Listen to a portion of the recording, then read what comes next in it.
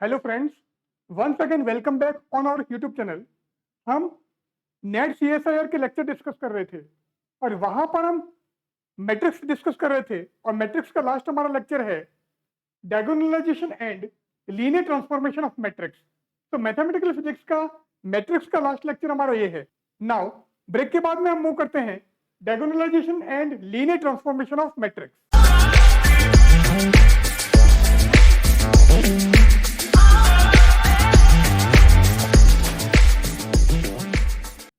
So, diagonalization and linear transformation of matrix. So, first of all, diagonalization of matrix. अब diagonalization of matrix क्या है? Let lambda 1, lambda 2, lambda 3, lambda n be n distinct eigenvalues of diagonalizable matrix A. तो A हमारा कोई diagonalizable matrix है और उस matrix के जो आइगन वैल्यूज है वो हमारी ये हैं एंड इसके जो आइगन वेक्टर हैं, आइगन वेक्टर हमने क्या लिया है x1 x2 x3 xn। so these are eigenvector of matrix A corresponding to eigenvalues lambda 1 lambda 2 lambda 3 lambda n।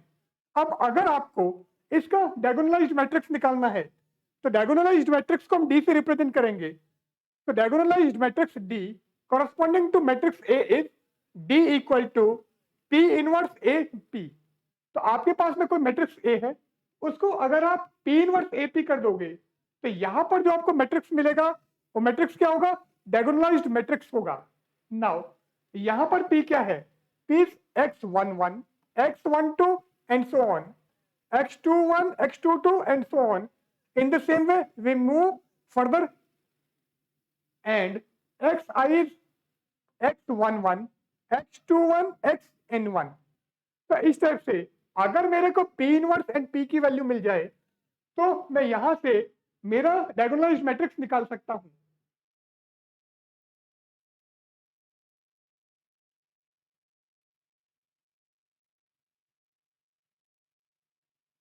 Now अब हम एक प्रॉब्लम ले लेते हैं।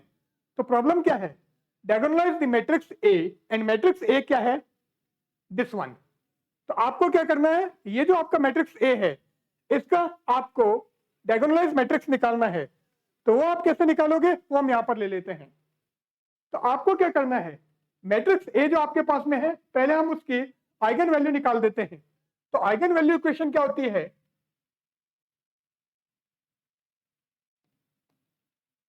A minus lambda I equal to 0। This is our eigen value equation. तो मेरे को अगर लेमडा की वैल्यू मिल जाए तो मैं क्या करूंगा, इस लेमडा की वैल्यू से यहां पर x1 और x2 की वैल्यू निकाल दूंगा। तो ये क्या आएगा? Minus lambda minus iota iota minus lambda is equal to 0। इसको आप ओपन कर दो। तो जैसे आप ओपन करोगे यहां पर आपको क्या मिलेगा? ये आ जाएगा lambda square minus iota square equal to 0 and फॉर्मूले का आपको माइनस और लेना है तो प्लस आयोटा स्क्वायर क्या होता है? Iota square is -1। तो ये क्या हो गया? Lambda square -1 equal to 0। It means lambda equal to +-1। तो आइगन वैल्यू मेरे को मिल गई +1 एंड -1। अब मेरे को क्या करना है? आइगन वेक्टर निकालना है। तो आइगन वेक्टर में x1 और x2 आइगन वेक्टर मान लेता हूं। तो पहले हम x1 की वैल्यू निकालेंगे। अब x1 की वैल्यू के लिए लेमडा में ले लेता हूं +1। तो आप x1 कैसे निकालोगे? ax1 is equal to λ1 x1। यहां पर हम कैपिटल X1 की बात कर रहे हैं जिसकी वैल्यू मेरे को निकालनी है। एंड ये क्या आएगा? वेक्टर A हमारे पास में है 0 minus iota iota 0 and x1 क्या है? इसको मैं ले लेता हूं small x1 x2 is equal to λ1 आप क्या ले रहे हो? 1। सो 1 x1 x2। अब इसको आप ओपन कर दो। तो जैसे आप ओपन करोगे आपको क्या मिलेगा? 0 को आपको x1 से मल्टीप्लाई करना है एंड माइनस आयोटा को x2 से, तो minus iota x2 is equal to यहां पर क्या आएगा x1 एंड सेकेंड इक्वेशन क्या आएगी, आयोटा को आपको x1 से मल्टीप्लाई करना है और 0 को x2 से, तो ये इक्वेशन क्या आ गई, iota x1 is equal to x2। अब हम क्या करते हैं, हम को x1 निकालना है और x1 मेरा है स्मॉल x1 स्मॉल x2। अब ये क्या हो जाएगा, अगर मैं x1 को k मान लू तो x2 क्या आएगा, x2 equal to iota x1, it means iota k। तो अगर हमको k की वैल्यू मिल जाए तो यहां पर हम eigen vector corresponding to eigen value lambda equal to +1 निकाल सकते हैं। अब वो कैसे आएगा, अब आपको इसको डायगोनलाइज करना है, तो डायगोनलाइज अगर करना है तो वो क्या होगा, x1 dagger x1 is equal to 1, ये डायगोनलाइजेशन की कंडीशन है। तो x1 डैगर क्या आएगा, x1 तो हमारे पास में है के आयोटा के और x1 डैगर होगा के स्टार एंड आयोटा के का अगर आपको डैगर लेना है तो क्या जाएगा माइनस आयोटा के स्टार और इक्वल टू 1। अब आप इसको मल्टीप्लाई कर दो, तो के स्टार को आपको के से करना है, माइनस आयोटा के स्टार को आयोटा के से करना है, क्या आ जाएगा magnitude of k square plus magnitude of k square equal to 1, it means k equal to 1/√2। तो k की वैल्यू मेरे को मिल गई 1/√2। इसका मतलब कैपिटल X1 क्या हो गया 1/√2 आयोटा बाई √2, क्योंकि x2 क्या था, x2 equal to iota x1। तो इस टाइप से हमने x1 की वैल्यू निकाल दी। इसी टाइप से आप x2 की वैल्यू निकालना, x2 की वैल्यू निकालने के लिए आप क्या करोगे, यहां पर आपको काम में लेना है लैम्डा इक्वल टू -1, ये माइनस हो जाएगा, जैसे ही माइनस करोगे यहां पर क्या आ जाएगा minus iota x1 equal to minus iota x2 equal to minus x1, इसका मतलब ये कैंसिल हो जाएगा। तो x1 is equal to iota x2 and second क्या आ जाएगा, यहां से iota x1 is equal to minus x2, इसका मतलब x2 equal to minus iota x1। तो इस टाइप से अगर आप x2 की वैल्यू निकालोगे तो x2 हमको यहां पर मिलेगा 1/√2 एंड माइनस आयोटा बाई √2, ये आपके x2 की वैल्यू आ जाएगी।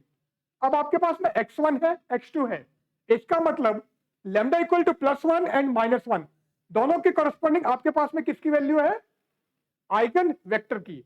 अब आइगन वेक्टर आपके पास में है, हमको d की वैल्यू निकालनी है, तो पहले हम p निकालते हैं, तो p अब क्या आ जाएगा,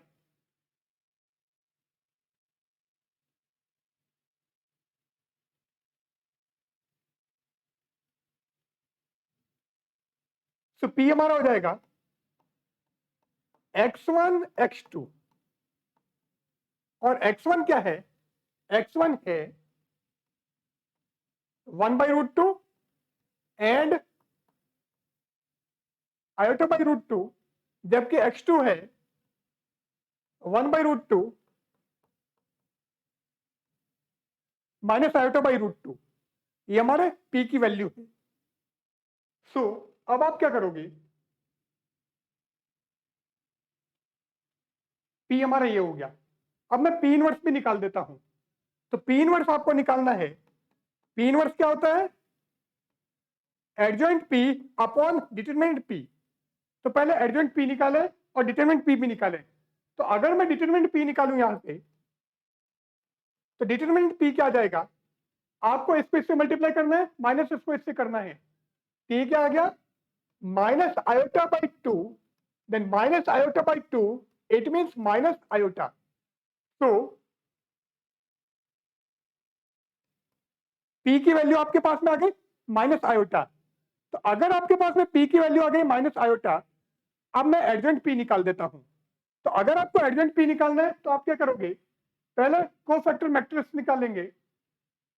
तो एडजेंट p के लिए आपको इस पोजीशन के लिए एलिमेंट चाहिए, तो आपका ये हट गया, ये हट गया, ये वाला बचा, मीन्स माइनस आयोटा बाई √2। इस पोजीशन के लिए चाहिए, ये हटा दो, ये हटा दो, ये वाला आ गया आयोटा बाई √2। फिर यहां के लिए ये हट जाएगा, ये वाला आ जाएगा, इसका मतलब 1/√2। एंड लास्ट वाले एलिमेंट की बात करें, मतलब यहां पर, तो यहां पर अगर लेना है तो ये वाला जो है इसका मतलब 1/√2, ये सब आ गया। अब आप क्या करोगे, अब हम रो को कॉलम में और कॉलम को रो में चेंज कर देते हैं। तो जैसे ये करोगे, ये हो गया minus iota by √2, iota by √2, 1/√2 and 1/√2। अब मैं क्या करता हूं, साइन चेंज कर देता हूं। तो ये प्लस, ये माइनस, ये प्लस और ये माइनस, ये आ गया। अब लास्ट में आपको क्या करना है, लास्ट में आपको डिटरमिनेंट b से डिवाइड करना है, मतलब माइनस आयोटा से डिवाइड करना है। तो अगर हम इसको माइनस आयोटा से डिवाइड करें तो यहां पर क्या हो जाएगा, यहां पर तो आपका ये आयोटा हट जाएगा, तो ये तो आ गया 1/√2। और यहां पर भी आप क्या 1/√2। अब आती है यहां की बारी। तो जैसे आपने डिवाइड किया तो माइनस में माइनस कैंसिल हो गया, क्या गया 1/√2 आयोटा। पर डिनोमिनेटर में आयोटा नहीं आना चाहिए, तो आप आयोटा से मल्टीप्लाई आयोटा से डिवाइड करोगे, ये बन गया आपका minus iota square, it means -1। ये हो गया माइनस आयोटा बाई √2। और इसी टाइप से यहां पर लोगे तो आ जाएगा आयोटा बाई √2। तो पी इनवर्स हमको मिल गया 1/√2 minus iota by √2, 1/√2 and iota by √2। अब आपके पास में पी इनवर्स है, ए है, पी है, और आपको डायगोनलाइज मैट्रिक्स निकालना है, तो उसको हम निकाल लेते हैं। तो वो कैसे निकलेगा, सो वो हमारे पास में है D is equal to P inverse A P. P inverse हमारे पास में ये है, तो 1/√2 minus iota by √2, 1/√2 and iota by √2, ये आ गया। ये तो हमारा पी इनवर्स। एंड ए हमारा ये है, ए क्या है, ए हमारे पास में 0 माइनस आयोटा, आयोटा 0, ये आपका ए। एंड पी क्या है, पी ये रहा, पी हमारे पास में है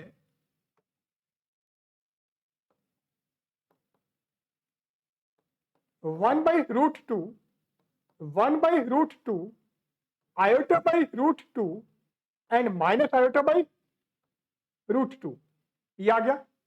अब आप इन सबको मल्टीप्लाई करो, तो मैं मल्टीप्लाई कर देता हूं। तो मल्टीप्लाई करेंगे तो ये क्या आएगा, पहले इसको मल्टीप्लाई करें, ये हो गया 0 और इसका इससे आयोटा स्क्वायर -1, इट मीन्स ये आ गया 1/√2। फिर यहां की बारी है, ये आ गया minus iota by √2, minus iota by √2, यहां पर ये 0 और ये हो गया आयोटा स्क्वायर बाई √2, इसका मतलब -1/√2। और लास्ट में यहां पर ये माइनस आयोटा बाई √2, ये आ गया। अब आपको इसको मल्टीप्लाई करना है, 1/√2, 1/√2 iota by √2 and minus iota by √2 से, ये भी हम कर देते हैं। तो जैसे मल्टीप्लाई करोगे, ये हो गया 1/2 और ये हो गया माइनस आयोटा स्क्वायर बाई √2, इसका मतलब ये भी 1/√2, तो सॉरी 1/2, तो 1/2 और 1/2 हो गया 1। अब आप क्या करोगे, इसको करो इससे मल्टीप्लाई, तो 1/2 और ये हो गया प्लस आयोटा स्क्वायर बाई 2, इसका मतलब -1/2, तो ये 0। अब इसको करते हैं, ये हो गया -1/2 और ये हो गया -i²/2। -i²/2 का मतलब 1/2 विथ नेगेटिव साइन, तो ये तो प्लस पॉजिटिव साइन, ये हो गया 1/2 और यहां पर आ जाएगा क्या आगे, ये तो आगे देखो आपका -1/2, आपने इसको इससे किया तो ये हो गया -i²/2, -i² का मतलब हो गया -1, ये प्लस हो जाएगा तो ये 0, इसी टाइप से यहां आ जाएगा 1, ये हो गया 1 0 0 1। तो डायगोनलाइज मैट्रिक्स हमारा P इनवर्स AP है, और क्योंकि हमने चेक कर लिया ये हमको ये मिलता है। ये लास्ट वाला और हम देख लेते हैं, ये क्या आएगा, आपने इसको इससे मल्टीप्लाई किया क्या गया -1/2 और इससे किया तो प्लस i²/2, i² होता है -1, तो -1/2 और -1/2 मतलब -1। तो ये जो मैट्रिक्स A था इसका डायगोनलाइज मैट्रिक्स क्या आ गया, ये। तो इस टाइप से आप किसी भी मैट्रिक्स का डायगोनलाइज मैट्रिक्स निकाल सकते हो। नाउ आगे मूव करते हैं हम, alternate method for diagonalization of matrix. अब मैट्रिक्स हमारे पास में है, उसको आपको डायगोनलाइज करना है। एक मेथड मैंने बता दिया है, दूसरा मेथड हम यहां पे काम में ले रहे हैं। तो नेक्स्ट मेथड क्या है, first find the eigen value of A. कोई भी मैट्रिक्स आपके पास में है तो आपको क्या करना है, उसकी आइगन वैल्यू निकालनी है।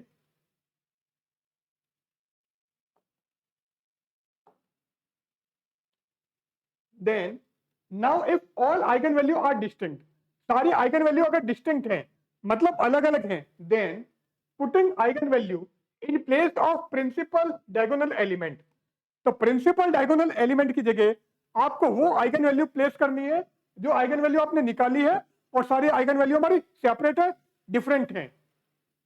And right 0 for all of diagonal element, और जो भी आपके ऑफ डायगोनल एलिमेंट है उन सबको आपको 0 कर देना है। जैसे हमने यहां पर ये डायगोनलाइज मैट्रिक्स निकाला है, तो λ1 λ2 λ3 λn, ये हमारी क्या है, ये n डिस्टिंक्ट आइगन वैल्यूज हैं। तो प्रिंसिपल डायगोनल एलिमेंट मैंने ये आइगन वैल्यू रख दी, और ऑफ डायगोनल एलिमेंट जो है वो सारे हमने 0 रख दिए। तो इस टाइप से मेरे को क्या मिला है, जो नया डायगोनलाइज मैट्रिक्स मिला है वो हमारा ये मैट्रिक्स आ गया है।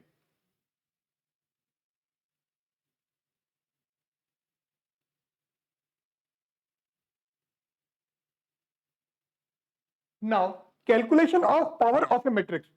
अब कोई आपके पास में मैट्रिक्स है, आपको उस मैट्रिक्स का पावर मैट्रिक्स निकालना है, वो कैसे निकालोगे, according to similarity transformation.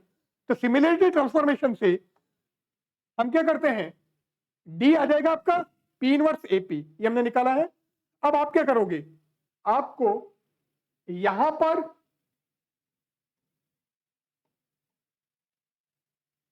Pre multiply करना है P से, एंड पोस्ट मल्टीप्लाई किससे करोगे, P इनवर्स से। तो जैसे हम ये कर देते हैं, P इनवर्स क्या हो जाएगा 1, इसी तरह से P इनवर्स आपका 1, तो ये क्या आ गया, P इनवर्स हो जाएगा आपका A। तो A equals to P inverse. तो हमने सिमिलरिटी ट्रांसफॉर्मेशन से पहले आपका डायगोनलाइजेशन जो मैट्रिक्स है, डायगोनलाइजेशन मैट्रिक्स से हमने क्या किया है, A की वैल्यू निकाल दी। अब आपको पावर मैट्रिक्स निकालना है, तो आपको A की पावर K निकालना है, तो आप इसको A की पावर K कीजिए और इसी तरह से यहां पर पावर K कर दीजिए। तो A की पावर K हो जाएगा P D raise to K P raise to -1। तो इस तरह से पावर मैट्रिक्स निकाल सकते हो। नाउ नेक्स्ट हमारा क्या है, calculation of exponential of a matrix. तो कोई मैट्रिक्स आपके पास में है, उसका आपको एक्सपोनेंशियल फॉर्म निकालना है। तो सेम जैसे हमने यहां पे किया है उसी टाइप से यहां करेंगे। तो सिमिलरिटी ट्रांसफॉर्मेशन से डी हमारे पास में ये है। तो अब हम क्या करते हैं, यहां पर P से और यहां पर P इनवर्स से करेंगे तो हमको A की वैल्यू ये मिल जाएगी जो हमको यहां पर मिली थी। अब आपको एक्सपोनेंशियल फॉर्म निकालना है, तो अगर आप E की पावर A निकालोगे या एक्सपोनेंशियल A निकालोगे तो सिंपली आपको एक्सपोनेंशियल D करना है।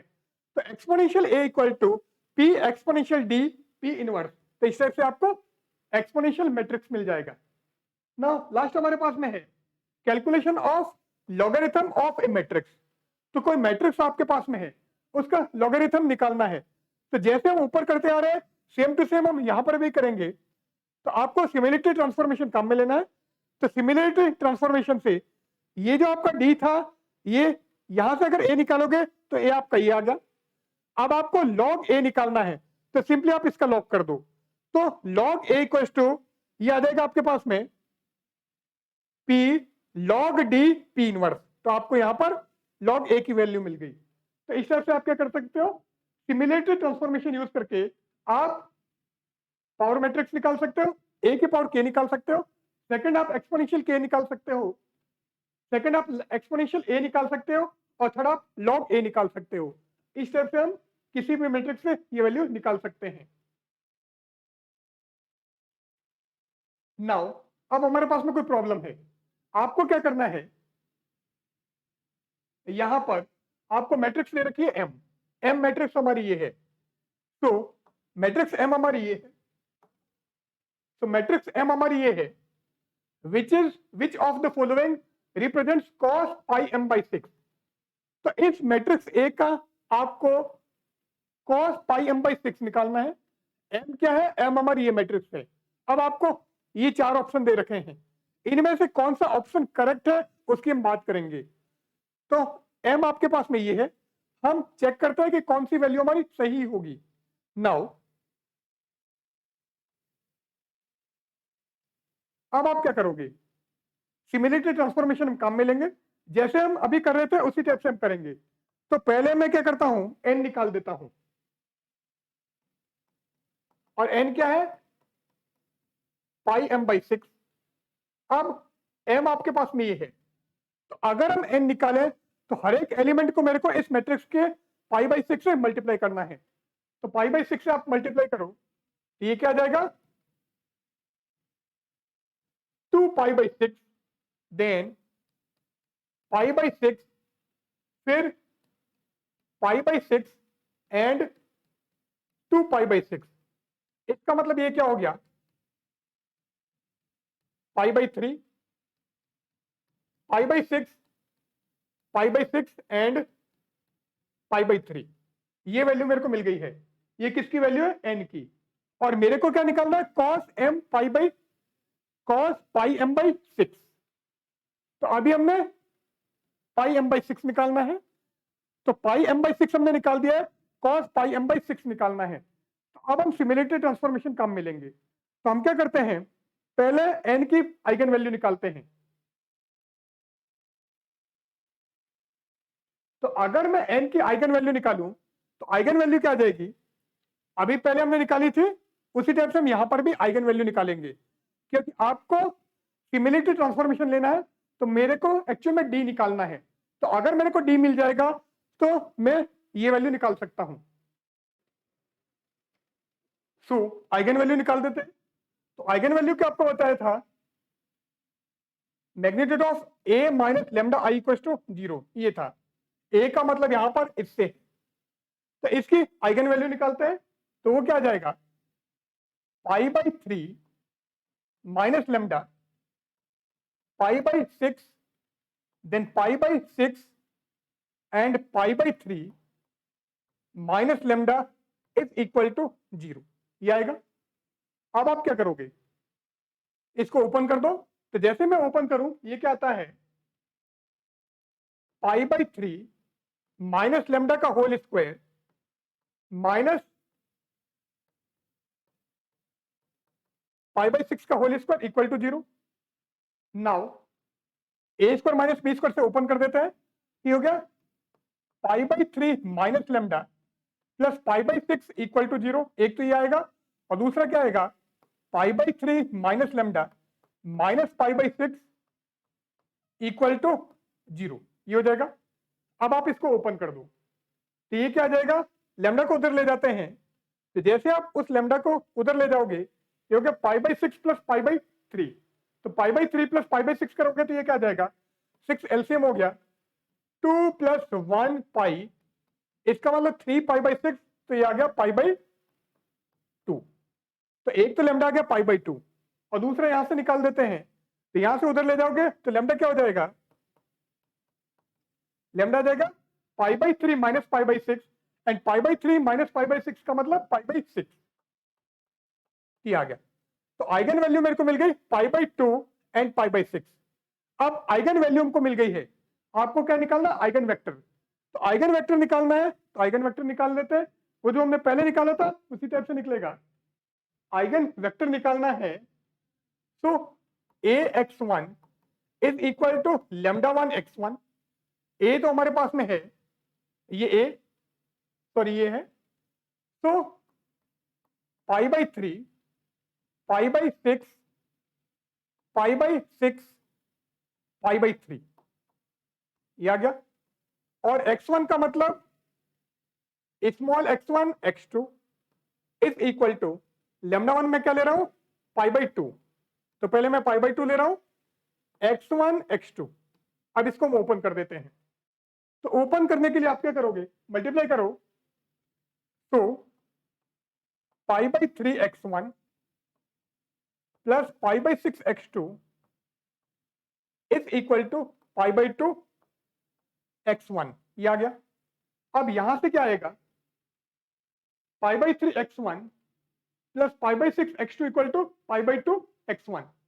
तो मैं इसको लेफ्ट में ले लेता हूं, तो pi by 3 minus pi by 2 क्या होगा, पाई बाई 3 माइनस पाई बाई 2 कर देते हैं। तो pi by 3 minus pi by 2 अगर करोगे तो 6 एलसीएम और ये हो गया 2 पाई माइनस 3 पाई।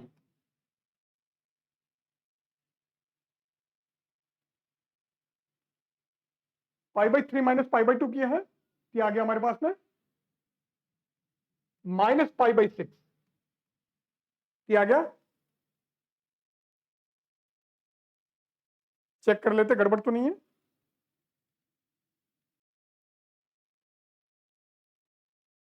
सो ये क्या हो गया, माइनस पाई बाई 6 x1। तो आप इसको इधर लेके आए थे, तो minus pi by 6 x1 plus pi by 6 x2, इसका मतलब यहां से हमको मिल रहा है x1 is equal to x2। तो x1 इक्वल टू x2 आ रहा है, सो x1 इक्वल टू x2 आ गया। इसका मतलब कैपिटल X1 क्या हो गया, अगर मैं x1 को k मानूं तो x2 भी k। अब हम नॉर्मलाइजेशन की कंडीशन काम में ले लेते हैं। तो अगर आप नॉर्मलाइजेशन की कंडीशन काम में लोगे तो वहां से आपको क्या मिलेगा, ये आ जाएगा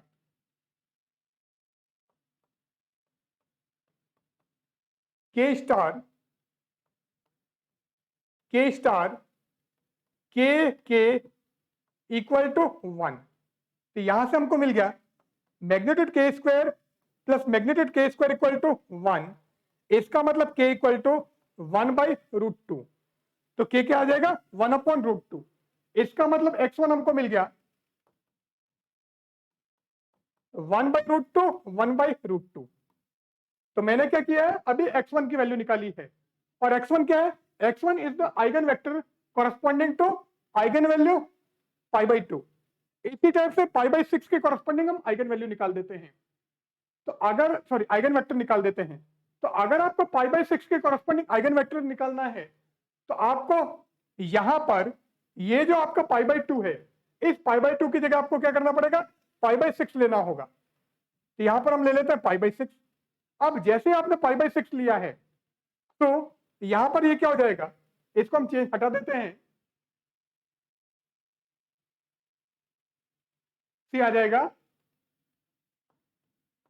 pi by 3 x1 plus pi by 6 x2 is equal to pi by 6 x1 ये आ गया। Pi by 3 x1 plus pi by 6 x2 equal to pi by 6 x1, और दूसरा क्या आएगा, pi by 6 x1 plus pi by 3 x2 is equal to pi by 6 x2। तो आप अब क्या करोगे, पहले आप ऊपर के लिए ले लो। तो अगर मैं इसको इधर लेके आऊं, तो pi by 3 minus pi by 6 क्या हो जाएगा, पाई बाई 6। ये हो जाएगा π/6 x1 plus π/6 x2 equal to 0। इसका मतलब x1 is equal to -x2। ये आ गया। तो इसी से हम काम चला लेते हैं। तो अगर मेरे को x2 निकालना है तो x1 को क्या मान लेता हूं, x1 को मैं k मान लेता हूं। तो जैसे मैंने x1 को k माना, x2 क्या हो जाएगा -k। अब आप x2 को डायगोनलाइज कर दो। तो डायगोनलाइज करोगे तो जैसे हमने x1 को डायगोनलाइज किया था उसी तरह से ये हो जाएगा, और ये हमको मिल जाएगा 1/√2 -1/√2। ये आ जाएगा। अब आपके पास में x1 भी है, x2 भी है। अब हम क्या करते हैं, हमारा डायगोनलाइज मैट्रिक्स निकाल लेते हैं। तो अब वो क्या आएगा, n आपने निकाला था ये। सो n हमारा निकला हुआ है, d निकलेगा। d कैसे निकलेगा, n निकाल लिया है,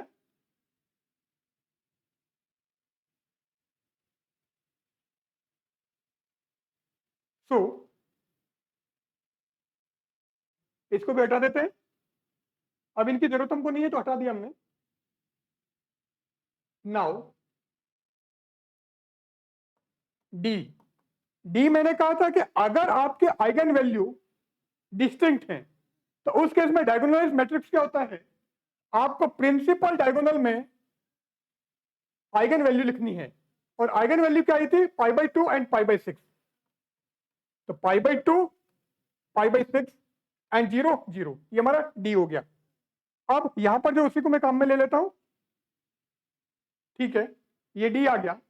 देन हमको निकालना n।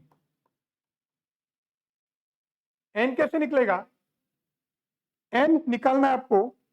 तो d आपके पास में आ गया है। p की बात करें, p क्या हो गया, p होता है x1 x2। सो 1/√2 1/√2 1/√2 -1/√2, ये हमारा p है। p इनवर्स निकाल दो। p इनवर्स निकाले, p इनवर्स क्या आएगा, एडजेंट p अपॉन डिटरमिनेंट p। तो पहले डिटरमिनेंट p की बात करो। अगर हम डिटरमिनेंट p निकालें, ये हो गया -1/2 और ये भी हो जाएगा -1/2। तो -1/2 एंड -1/2, ये हो गया -1। तो डिटरमिनेंट p तो मेरा -1 हो गया। अब यहां पर मैं इसको सॉल्व करता हूं। तो p मेरा ये है, मैं एडजेंट p निकालूंगा। तो एडजेंट p अगर आपको निकालना है तो पहले एडजेंट p की हम बात कर रहे हैं। तो एडजेंट p, ये रो और कॉलम छोड़ दो, -1/√2। ये रो और कॉलम छोड़ दो तो 1/√2। यहां के लिए लेना है तो ये छोड़ दिया 1/√2, और यहां के लिए लेना है तो ये हमने छोड़ दिया, ये आ गया 1/√2। अब पहले अल्टरनेट प्लस माइनस वन कर देते हैं। तो -1, सॉरी +1, ये -1, ये +1, ये -1। अब आप क्या करोगे, अब रो को कॉलम और कॉलम को रो बना दो। तो जैसे आप ये करोगे, ये हो जाएगा -1/√2 -1/√2 -1/√2 एंड 1/√2, ये आ गया। अब ये आपका एडजेंट p आया है। डिटरमिनेंट p से आपको डिवाइड करना है, मतलब -1 से डिवाइड करना है। तो जैसे आप -1 से डिवाइड करोगे, ये प्लस हो गया, ये प्लस हो गया, ये प्लस हो गया और ये माइनस हो गया। तो मेरे को p इनवर्स ये मिल गया है। सो p इनवर्स क्या आ गया, p इनवर्स हमारा ये आ गया। अब आपके पास में p है, p इनवर्स है और db है। तो आप क्या करोगे, p इनवर्स dt कर देते हैं। तो इसकी वैल्यू क्या आ जाएगी, d आ गया, क्या आ गया। नाउ हटा देते हैं सबको।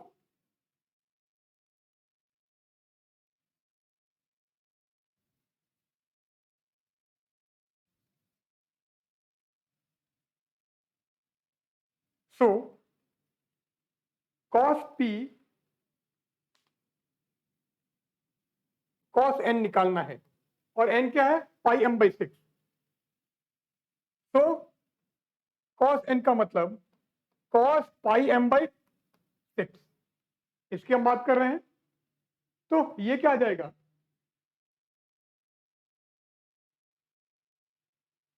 P इनवर्स D और P, तो ये कर दो आप। अब इसको पूरा हटाना ऐसे पॉसिबल है नहीं है, धीरे धीरे हटेगा ये।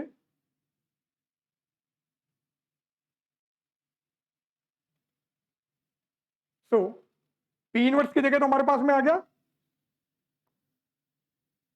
1/√2, 1/√2, 1/√2 एंड -1/√2।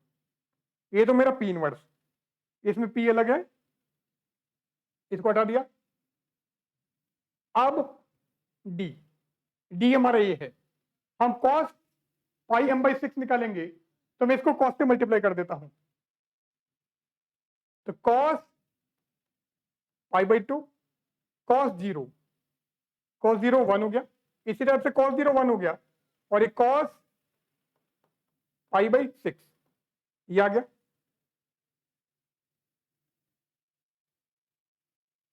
सॉरी, ये तो आपके जीरो ही रहेंगे, तो इनको तो आप जीरो ही रखो, ये जीरो एंड P हमारे पास में ये है, ये हमारा P। अब आप इन सबको मल्टीप्लाई कर दो, तो मल्टीप्लाई करके चेक कर लेते क्या आ रहा है। तो cos पाई बाई 2 क्या होता है, cos पाई बाई 2 होता है हमारा जीरो, cos पाई बाई 2 ये जीरो, ये भी जीरो, ये जीरो हो गया। cos pi by 6, cos pi by 6 का मतलब ये पाई का मतलब 130, सॉरी 180, 180 अपॉन 3 करोगे तो 30, cos 30 होता है हमारा √3/2, तो हमारा √3/2।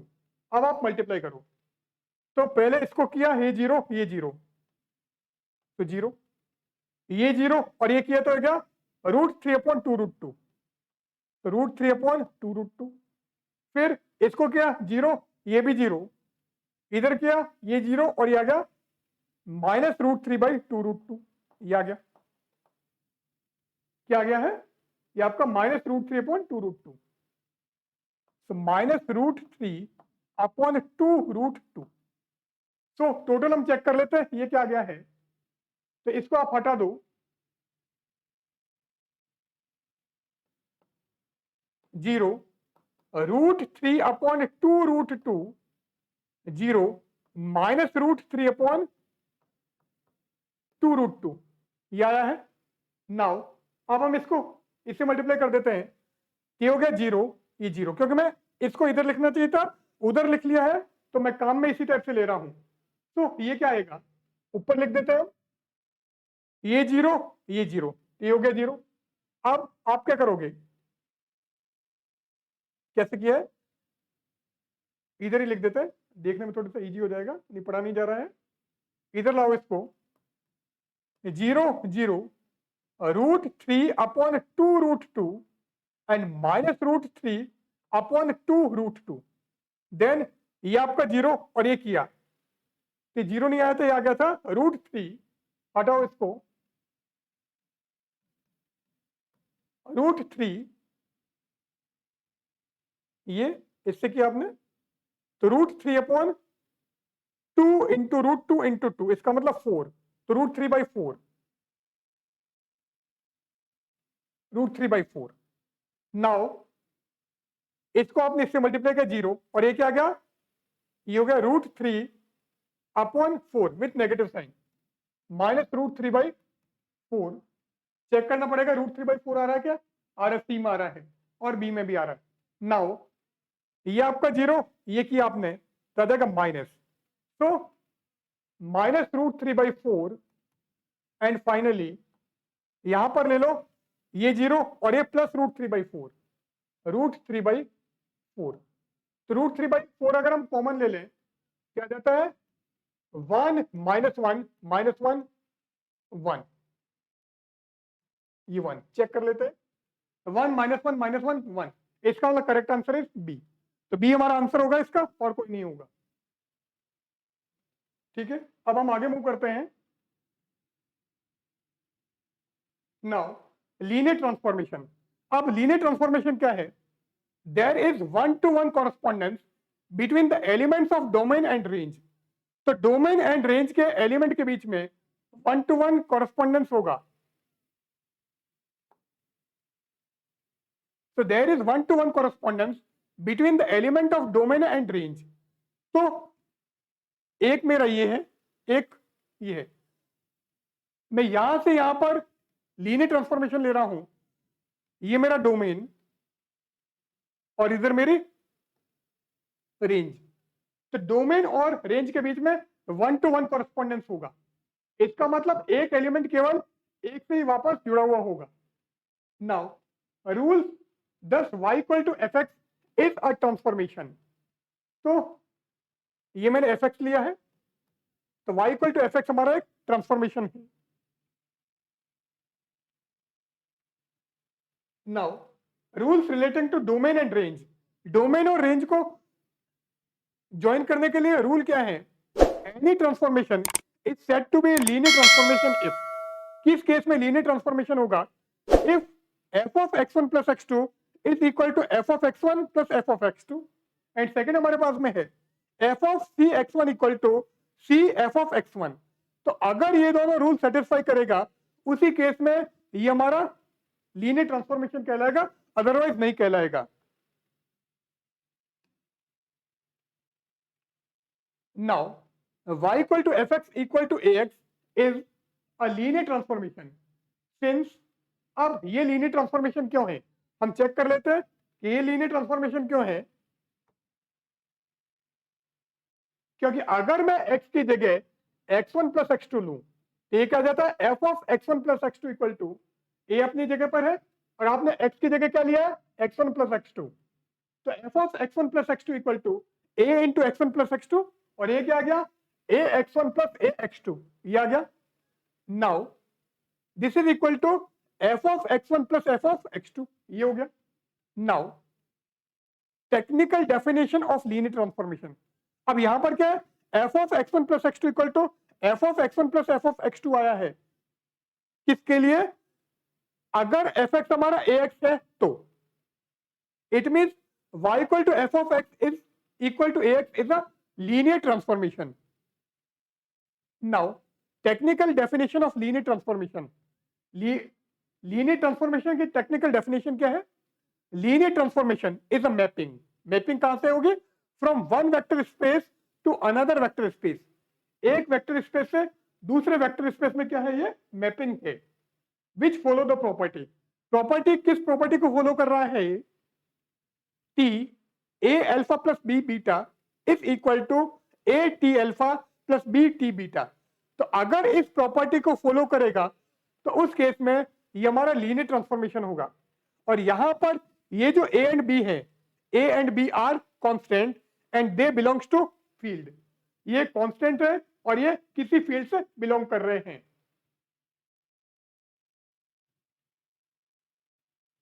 Now matrix representation of linear transformation.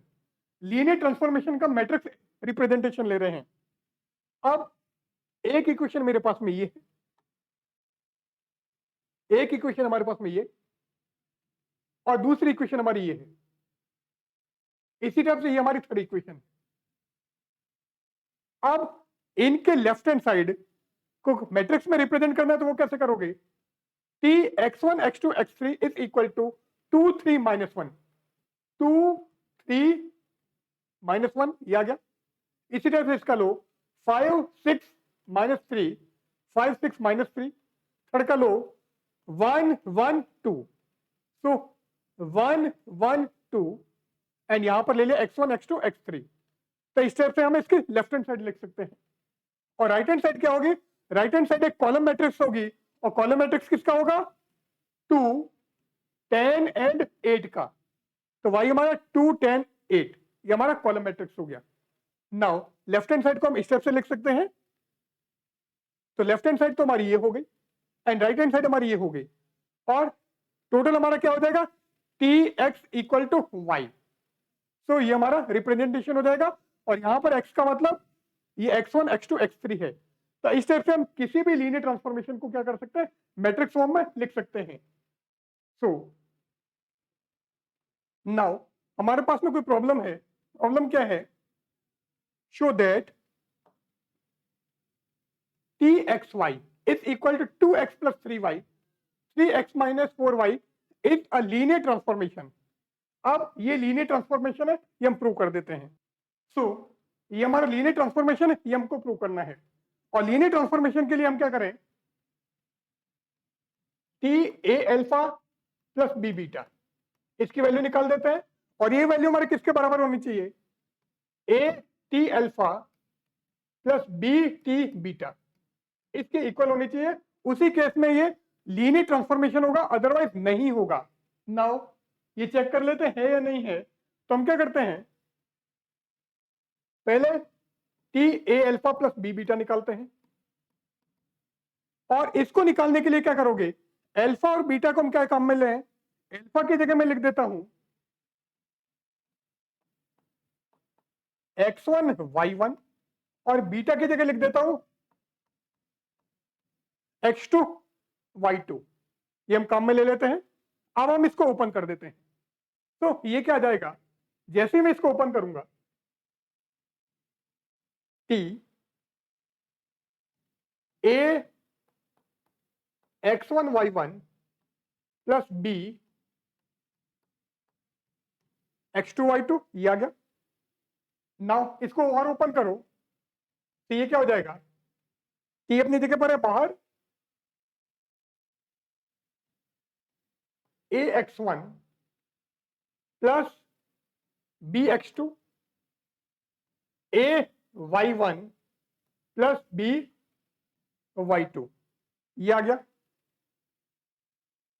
यहां पे चाहो तो यहां ब्रैकेट चेंज कर दो बोले, यहां पे हम ये ब्रैकेट लगा देते हैं, ये लगा दिया। अब इसको फर्दर ओपन कर देते हैं। फर्दर कैसे ओपन करोगे, टी एक्स वाई का मतलब 2x प्लस 3y है। तो अभी ये टी एक्स वाई फॉर्मेट में आ गया है। तो इसको ओपन करो, ये ओपन कैसे होगा, is equal to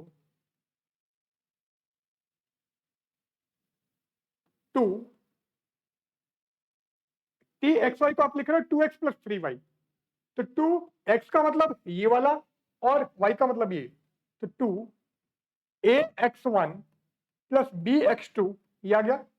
then plus 3 y का मतलब a y1 plus b y2, then comma. अब हम इसकी बात करते हैं, तो 3x का मतलब ax1 प्लस bx2 माइनस 4, ये आ जाएगा। y का मतलब ay1 प्लस by2, ये हमारा पूरा आ गया। अब इसको फर्दर ओपन करना चाहो तो ओपन कर दो, तो ओपन में और कर देता हूं, तो ये क्या हो जाएगा, 2ax1 plus 2bx2 plus 3ay1 plus 3by2,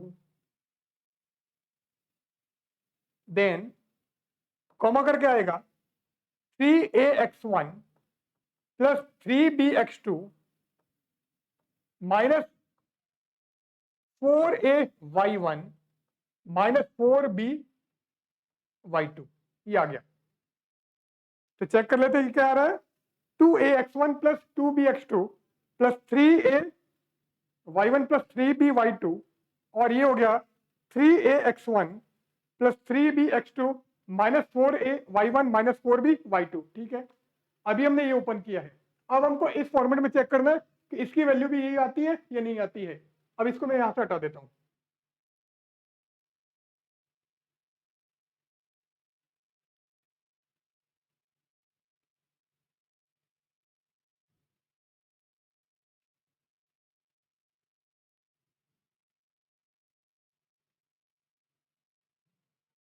सो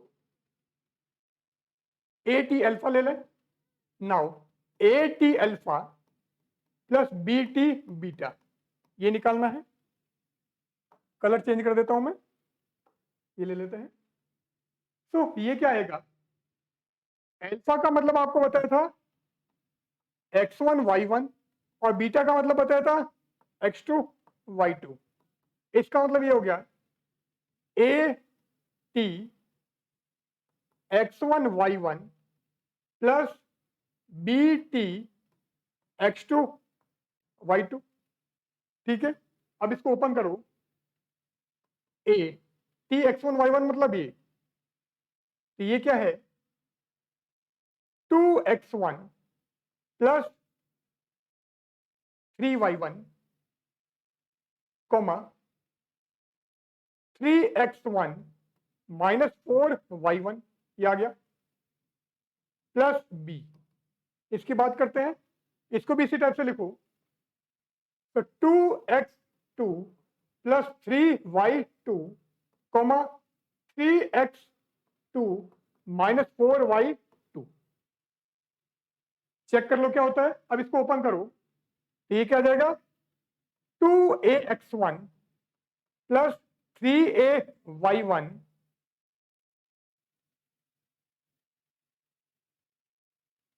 उधर वाला देखता हूं मैं, plus plus 2bx2 plus 3by2। Check करो नीचे आ रहा है क्या 2ax1, ये 2ax1 plus 3ay1 plus 2bx2 plus 3by2। इसका मतलब फर्स्ट वाला फैक्टर तो आ गया है। अब हम सेकंड वाला फैक्टर देख लेते हैं। नाउ प्लस सेकंड लेकर ना कलर में चेंज कर देता हूं, तो ये ले लेते हैं, ये आ जाएगा 3ax1 माइनस 4ay1, उधर चलो, प्लस 3bx2 माइनस 4by2। अब यहां पर चेक कर लेते हैं, तो 3ax1 3ax1, 3bx2 3bx2 minus 4ay1 4ay1 minus 4by2 4by2। तो यहां पर प्रूव हो गया है कि T A alpha plus B beta की value A T alpha plus B T beta के बराबर है। इसका मतलब ये जो है this is our linear transformation, और ये हमको प्रूव करना था। सो यहां पर हम आज का हमारा लेक्चर एंड करते हैं। आज हमने क्या किया है, diagonalization of matrix and linear transformation. अब इसके कुछ एप्लीकेशंस हैं, वो एप्लीकेशन हम हमारे नेक्स्ट लेक्चर में डिस्कस करेंगे। तो यहां पर हम हमारा आज का लेक्चर एंड करते हैं। तो आप इस वीडियो को लाइक कीजिएगा, शेयर कीजिएगा, और अगर आप हमारे चैनल पर नए हैं तो चैनल सब्सक्राइब जरूर कीजिएगा, जिससे कि आपको नेट CSIR के नए नए कंटेंट फ्री ऑफ कॉस्ट मिल सके। तो बहुत जल्दी मिलते हैं एक नए वीडियो के साथ में, तब तक के लिए गुड बाय।